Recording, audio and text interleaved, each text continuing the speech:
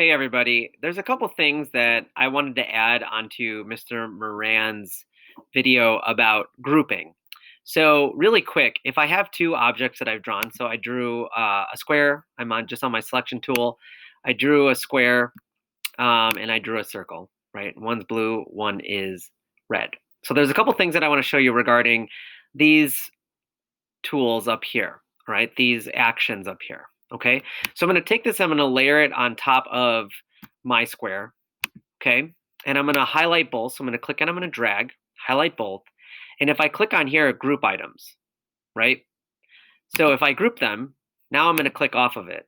And if I click on to move it, it moves as one object because this has been grouped together as one object for good, okay?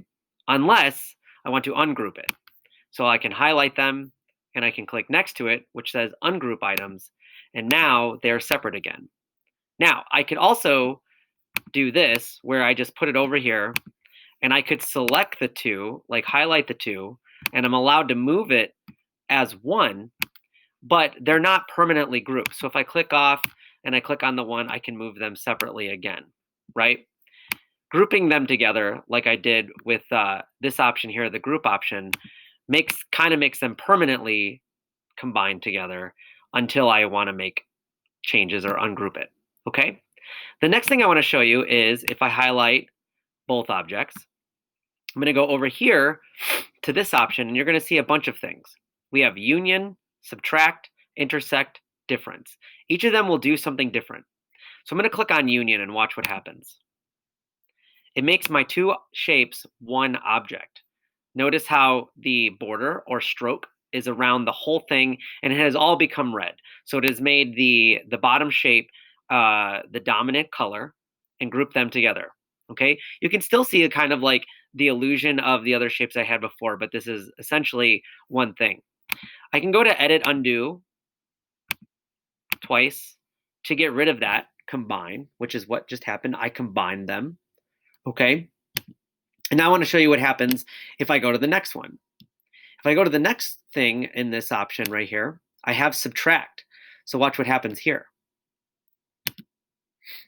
It cuts the top shape out of the bottom shape. So I have made a totally new shape. And think about all the different things that you can do with regards of putting shapes on top of other shapes to make new and interesting types of shapes that way. And now this is one object that I can move around. And I can make changes to this as well if I wanted to by going here, changing its size, pulling out, and things like that. I'm going to edit, undo, or Command Z to step backwards, right? And I'm going to need to keep doing that until I get back to here, okay? So now I'm going to go to the next one, which is intersect. And watch what happens here. Just the shape in between the intersecting areas is what's left. So notice how I made a curved edge triangle, right? A pizza, a slice of pizza by putting those two shapes together and then selecting intersect, okay? I'm going to step backward again. See, so I only had that shape in the middle in the intersecting points for intersect. Now I'm going to do difference. See what happens there? It cuts it out. So it's the opposite of intersect. It basically gets rid of that. And one of the cool things you can do with this is you can create other shapes as well by doing it this way. But you could see how I could cut out a hole in the middle of here. So if I go back, step back, I'm going to drag this into the center of my square, right? And now I'm going to go select both objects, click and drag, and I'm going to hit difference and see how it has cut a hole through my square, okay? And if there was an object behind here, you'd be able to see it. That's all I wanted to show you really quickly to supplement that last video. Thanks.